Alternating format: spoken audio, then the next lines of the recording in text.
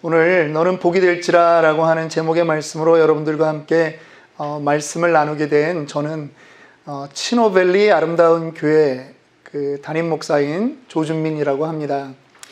이제 특별히 새해가 되었습니다. 우리 주변 상황이 크게 바뀌진 않았지만 또 2021년 새해를 시작했습니다. 그래서 저희가 새해가 되면 또 여러분들과 함께 인사하지 않습니까? 어떻게 인사합니까? 새해 복 많이 받으십시오. 그렇게 인사합니다. 동양인이건 서양인이건 이 복을 싫어하는 사람들은 아무도 없습니다. 특별히 저는 중국에서 한 17년, 18년 이렇게 살았는데요. 중국 사람들은 그 새빨간 종이에 그 금색으로 복이라고 하는 그 한자를 뒤집어서 이렇게 붙여 놓습니다.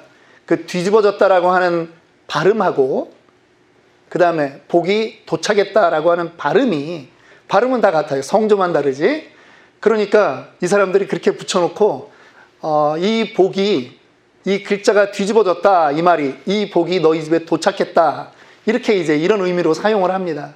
그러면서 서로들 복을 축원하고 있습니다. 그런데 오늘 우리가 만나는 하나님은 우리의 행위 어떤 것 때문에 복을 주시고 말고 하는 그런 것이 아니라 우리가 읽었던 성경 본문에도 있듯이 너희 자체가 복이다. 내가 너를 복이 되게 할 것이다 라고 하는 복의 근원을 말씀하신 분이십니다. 특별히 이것이 우리 개인들에게만 해당되는 말씀이 아니라 이 시대를 살아가는 우리 교회들에게도 교회가 이 땅에 복이 되어야 되는데 오늘 교회가 혹시라도 하나님의 말씀으로부터 벗어난 것은 아닌가, 오늘 1주년을 맞이하면서 한번 여러분들과 이 말씀을 한번 뒤집어 보고자 합니다. 그래서 이 교회가 제대로 교회되는 그러한 일에 특별히 방주교회가 그렇게 사용되기를 원하는 것입니다. 오늘 본문은 이렇게 시작합니다. 여호와께서 아브라함에게 이르시되 너는 너의 고향과 친척과 아버지의 집을 떠나 내가 내게 보여줄 땅으로 가라 라고 말합니다. 이 말은 사실은 이때 아브라함이 처음 받은 말은 아니에요. 지금 이 말은 아브라함이 하란이라고 하는 곳에서 말씀을 받았는데 사실 아브라함이 태어났던 곳은 거기가 아닙니다. 어디냐 하면 지금 이라크 바그다드 수도에서도 남쪽으로 한 200km 정도 더 내려가는 옛날 그 고대 메소포타미아 문명의 중심이었던 갈대아 땅 우르라고 하는 곳에서 아브라함과 그 아버지 데라가 하나님의 영광을 보게 됩니다.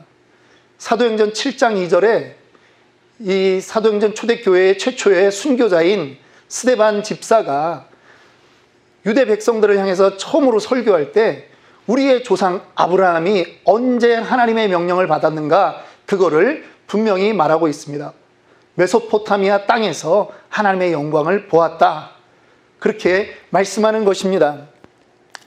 아브라함과 그 아버지 데라가요, 갈대아 땅 우르라고 하는 곳에서 하나님의 영광을 보았습니다. 그런데 그 말은 오늘 우리가 읽었던 창세기 12장 1절 2절의 말씀과 다 동일한 것입니다. 본토 친척 아비집을 떠나라. 어디로 가냐 하면 장소는 말씀을 안 해주시고 내가 내게 보여줄 곳으로 가라 그렇게 말씀을 합니다. 그런데도 그들이요, 이방 신들을 섬기던 그곳에서 얼마나 강력한 하나님의 영광을 보았는지 그들이 그 말씀에 순종해서 갈대아 우르에서 하란으로 떠나는 것입니다. 오늘날 미국의 상황으로 예를 들면 이렇습니다. 우리 물질 문명의 최고 가장 번성한 곳이 미국 땅에서는 어디겠습니까? 뉴욕 쪽이겠죠. 뉴욕에서 잘 누리고 살고 있는데 어느 날 아주 강력한 그 메시지를 받게 되는 것입니다. 그들이 평상시에 그곳에서 섬기던 우상을 섬기면서 볼 수 없었던 그것을 바라보고 그 신의 말씀에 따라서 믿음으로 중부 지역을 거쳐서 저 태평양을 향해서 가는 것입니다. 어디까지 가는지 모르는데 와보니까 LA라고 하는 곳이 있는 거죠. 그들이 도착한 곳이 바로 하란이라고 하는 곳입니다.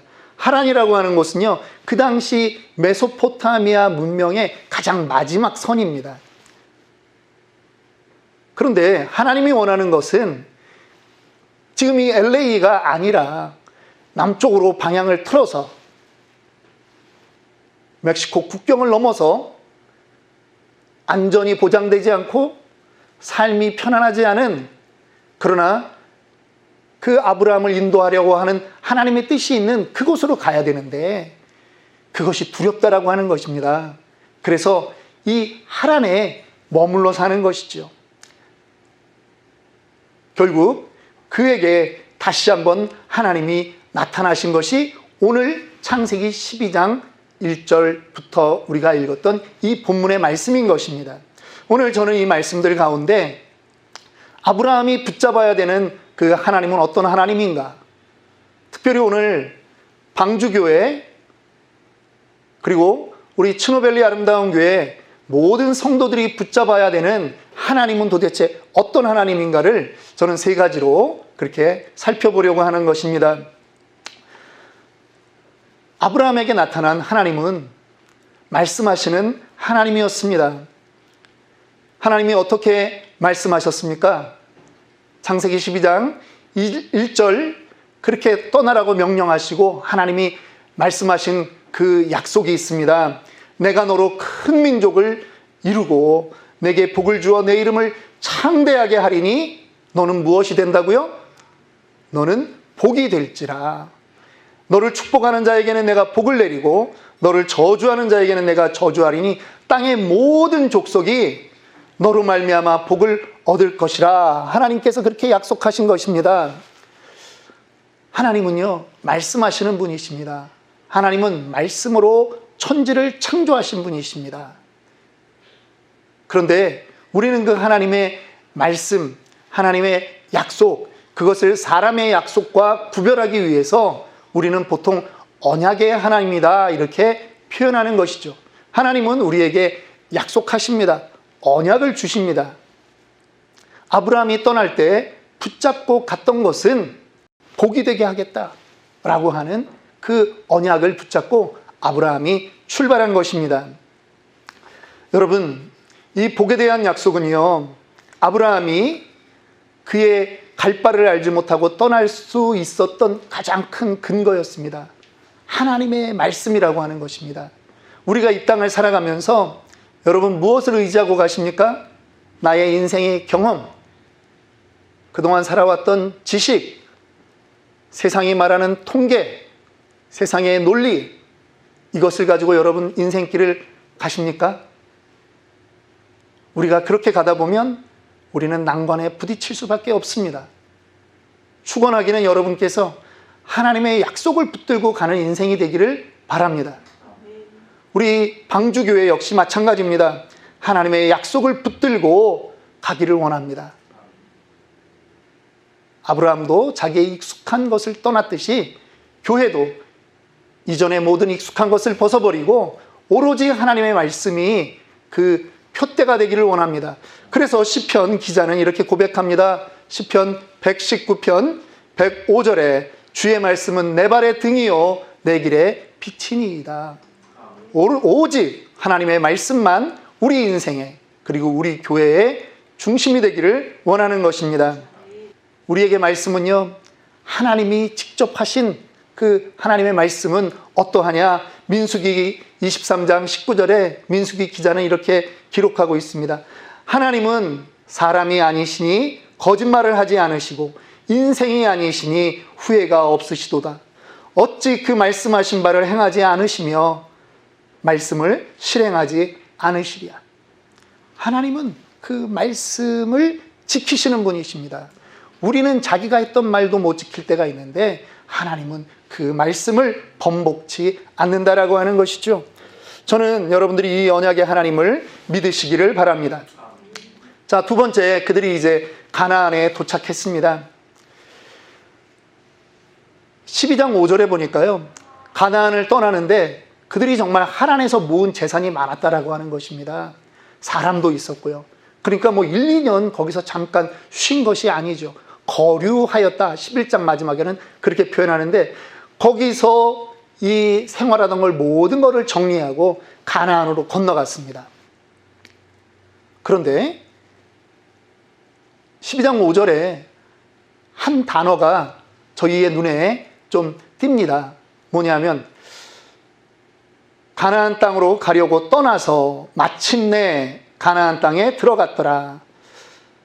마침내라고 하는 단어가 제 눈에 띄었습니다.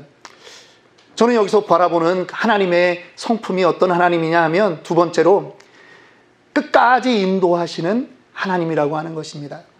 예전에 이 구절을 여러분들도 뭐 다 아는 구절이실 텐데요. 우리가 읽고 제가 읽었을 때 저는 아브라함 그 일행이 그 힘든 여정을 마침내 가나안 땅에 도달했다 이렇게 보았습니다.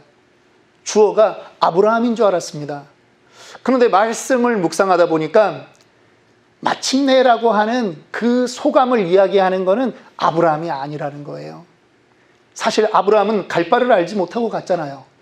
그러니까 자기에게 마침내 이 말을 쓸 수가 없는 것입니다. 그런데 하나님은 아브라함을 어디까지 인도해야 된다라고 하는 계획이 있으셨거든요. 그러니까 이 마침내는 하나님의 마침내인 거예요. 드디어 갈대아 우르에서 아브라함을 이끌어서 가나안까지 내가 데리고 왔다라고 하는 말이죠. 그런데 중간에서 아브라함이 하란에서 방황하고 있는 것입니다. 거기가 목적지가 아닌데 거기서 또 머무는 거죠. 다시 권면해서 여기까지 마침내 데리고 왔다라고 하는 하나님의 고백인 것입니다. 제가 이렇게 생각할 수 있는 저 개인적인 그러한 일들이 있습니다. 제가 94년부터 이제 중국을 왕래하다가요, 96년부터 이제 중국에 실제로 이렇게 거주를 했습니다. 박사과정 공부를 하고 또 공부하던 와중에 또 사업을 하게 되었습니다. 제가 한 3년간을 준비하다가 중국 공립학교랑 제가 계약을 하고 그 학교에 3, 4층을 써서 한국 애들을 많을 때는 한 85명까지 있었는데 평균 한 70명 정도 그렇게 있었습니다. 이 아이들을 제가 교육을 하게 되는 거죠. 근데 얘네들을 제가 원래 또 역사 전공이거든요. 그 사학과 전공이라서 제가 얘네들을 중국통을 만들어야 되겠다. 그래가지고 학기마다 이 애들을 중국을 제가 6군데의 문화권으로 나눠서 얘네들을 이 중국을 많이 보게 해야 되겠다. 그래서 여행을 시킵니다. 뭐 가장 대표적으로는 뭐 서안을 간다든가 아니면 백두산 쪽을 가는데 백두산 주변에는 광개토대왕 뭐 비석이라든가 그 다음에 혹은 고구려 토성 이런 것들이 남아있는 곳들이 있거든요. 그러니까 얼마나 저는 뭐 민족적인 그런 관심으로도 이걸 좀 봐야 된다. 그렇게 해서 애들을 4박 5일 기차로 여행을 시킵니다. 그러면요, 기차 타는 순간 걱정이 오는 거예요. 애들이 조용히 하라고 그래도, 아니, 소풍 가는 애들이 조용히 하겠습니까? 수학여행 가는 애들이? 그럼 막 왁자지껄 떠들죠. 그러면 주변에 중국 사람하고 혹시라도 이게 싸움이 생길까봐 우리 선생님들이 아주 초긴장을 하는 겁니다. 그 다음에 이 호텔에 머물면요, 애들이 호텔 방 안에서 잘 자면 되는데 말 된다고 다 중국이니까, 중국말 통하니까 밤에 또 나가면 어떡하나 해가지고 선생님들이 불침번을 씁니다. 그렇게 여행을 마치고 딱 우리 제가 살던 지역에 열차역에 도착하면 부모님들이 다 나와서 애들을 마중을 하지요. 뭐 애들은 막 너무 좋다고 그렇게 또 돌아갑니다. 그런데 가장 좋아하는 사람이 누군지 아십니까? 선생님들이 가장 좋아해요. 아무 사고 없이 여기까지 왔다는 거죠. 그 경험이 있으니까 저에게 이 마침내는 아브라함의 마침내가 아니라는 것입니다. 하나님이 여태까지 이끌어 오셨다라고 하는 거예요. 제가 예전에 교구 사역을 할 때입니다. 다른 교회에서 어떤 분이 그 셀 모임에 갔더니 그런 얘기를 하시더라고요. 목사님, 제가 6개월 동안 주일 예배를 한 번도 안 빠졌습니다. 예전에는 제가 주일 예배 빠지는 걸 밥 먹듯이 했는데 이번에 6개월은 제가 주일 예배를 한 번도 안 빠졌다는 겁니다. 아, 대단하죠. 응? 신앙생활은 물론 예전부터 했지만 이 먹고 살기 힘든 이 미국 땅에서 정말 출장도 많고 그런데 자기가 그런 것들 다 조절하면서 자기가 예배의 자리에 늘 나갈 수 있었던 것, 정말 대단하죠. 그런데 여러분, 그게 그분의 믿음인지 아십니까? 아니라는 겁니다. 하나님께서 그 성도의 마음에 믿음을 심어넣어 주는 거죠. 주일이 너의 날이 아니다. 그러면서 하나님이 하나하나 깨닫게 해주시는 거죠. 그러니까 주일을 지킬 마음이 생기는 것입니다. 시간이 있다고 예배의 장소 나오지 못합니다, 여러분. 그 믿음 누가 줬습니까? 하나님이 주신 거죠. 우리의 신앙생활은요, 우리가 잘나서 간 게 아니에요. 하나님이 이끌어와 주신 거예요. 여태까지 하나님이 설득해 주신 거예요.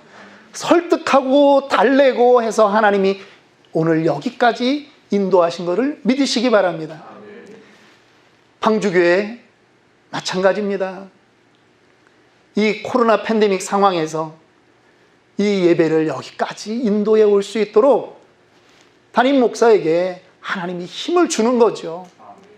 그래서 여기까지 인도하셨음을 믿으시기 바랍니다.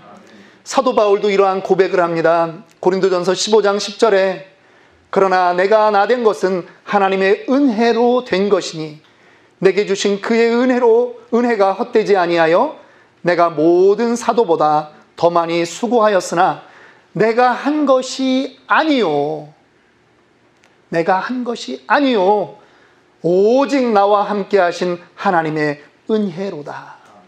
이러한 고백이 있는 저와 여러분들이 되기를 원합니다. 세 번째입니다.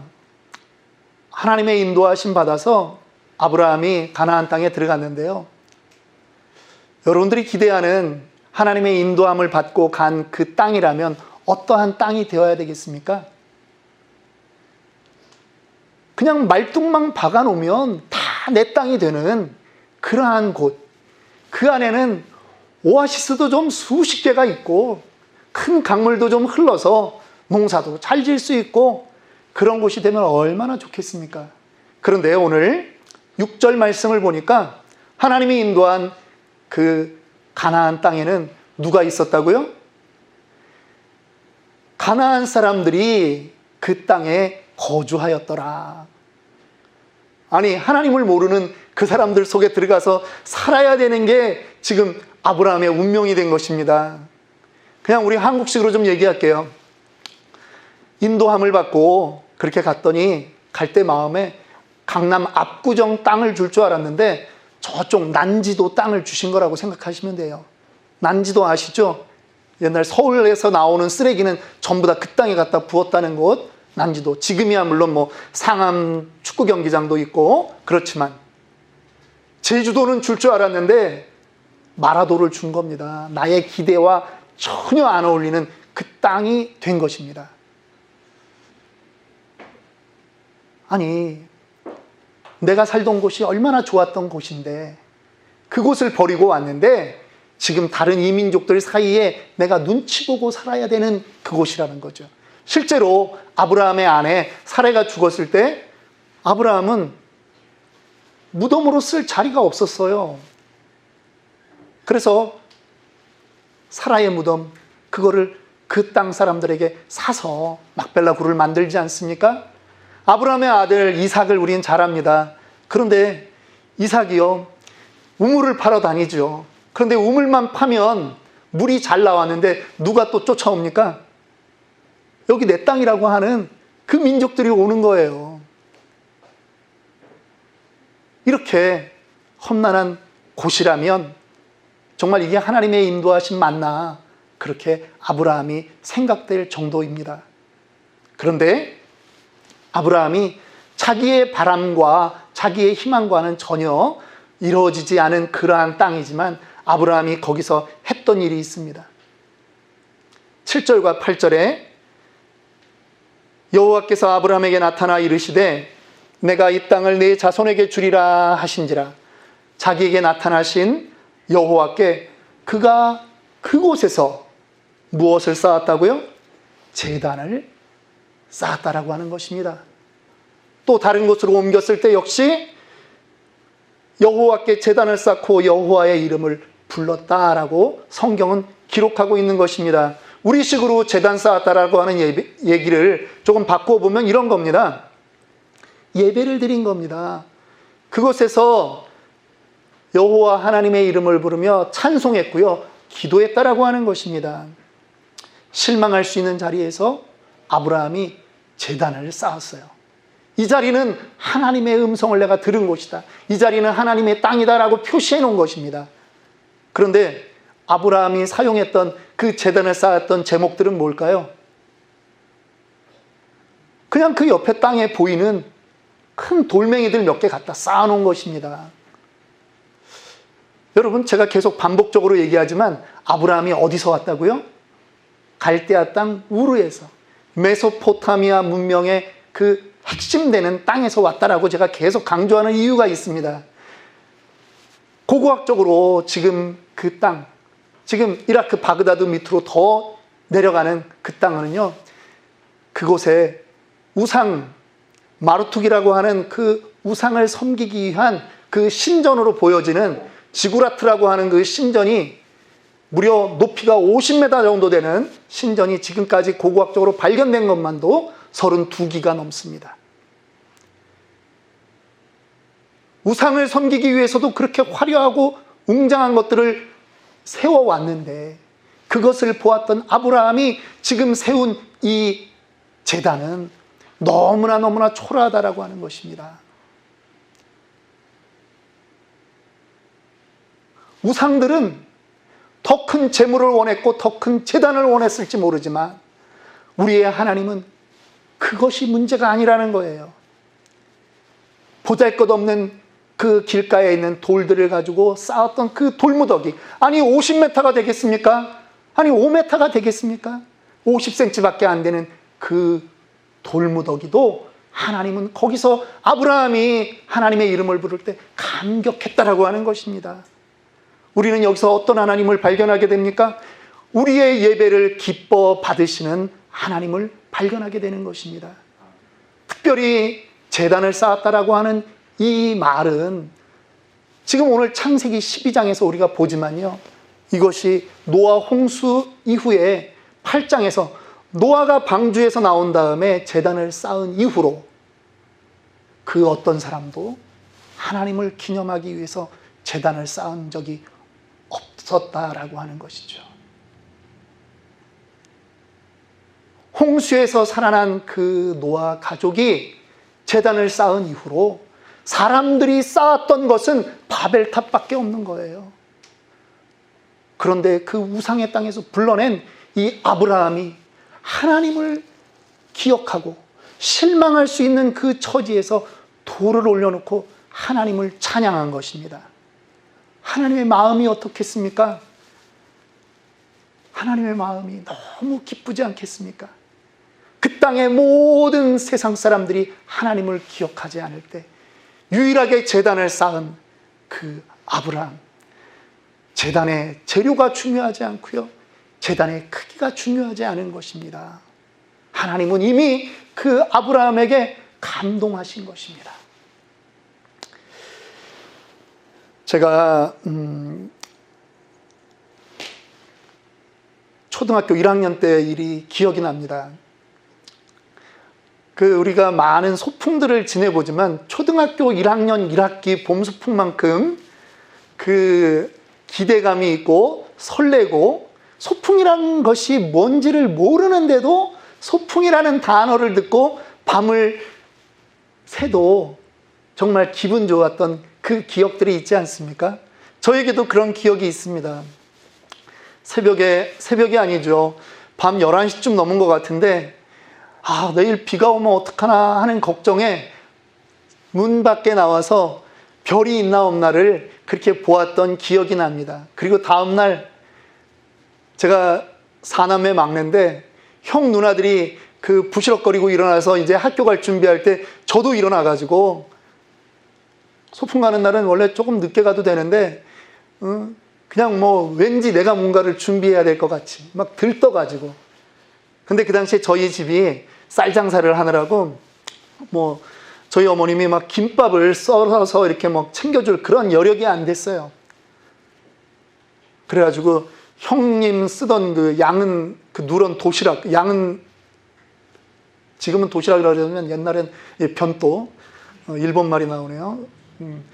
양은 변도에 그냥 맨 흰쌀밥하고 단무지하고 계란 후라이 이렇게 해가지고 얹어준 거, 그거 가지고 이제 가야 되는데, 뭐 김밥을 안 써도 뭐 별로 그렇게 섭섭하지 않았어요. 그 까만 이 사각형으로 된 그 소품 가방에다가 그걸 넣고, 그 다음에 칠성 사이다, 저희 때는 초코파이는 없었어요.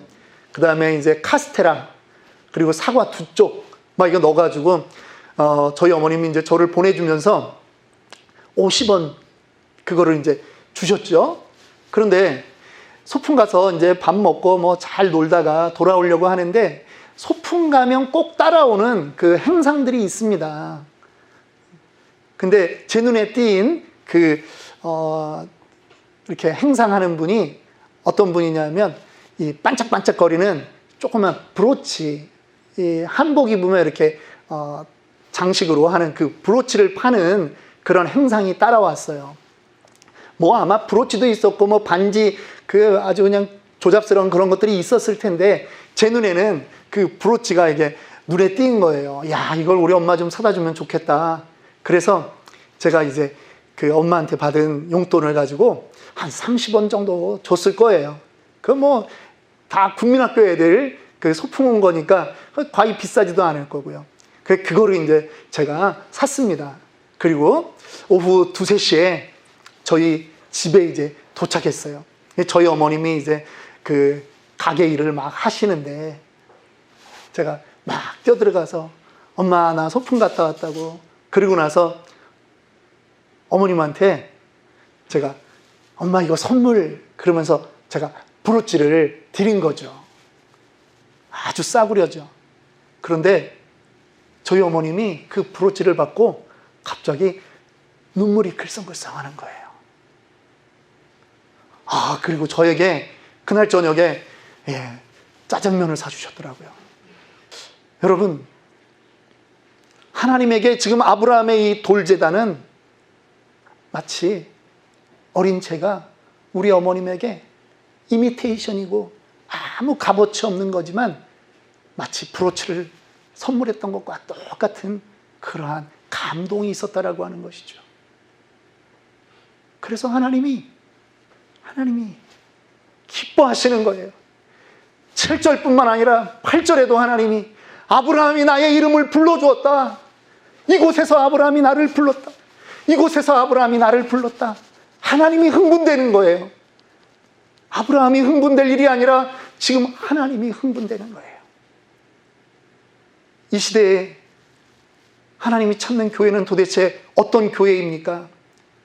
건물이 멋있는 교회 하나님이 기뻐 받으실까요? 예, 물론 그러면 좋겠죠. 그런데 지금 하나님이 찾고 있는 그 예배, 하나님이 찾고 있는 그 교회는 양쪽으로 화려하고 멋있는 그러한 교회가 아니라, 진정 나에게 감사해서 나를 예배하는 교회인가? 진정 나를 인정하고 내게 와서 무릎 꿇는 그러한 성도인가? 라고 하는 것입니다. 여러분은 어떻게 예배 드리셨습니까?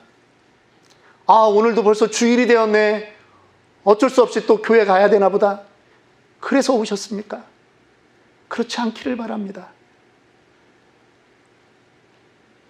구약시대의 이스라엘 백성들은요, 정말 많은 예배를 드렸습니다. 많은 절기를 지켰습니다.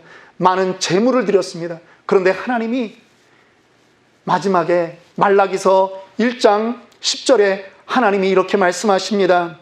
만군의 여호와가 이르노라, 너희가 내 제단 위에 헛되이 불사르지 못하게 하기 위하여 너희 중에 성전문을 닫을 자가 있었으면 좋겠노라.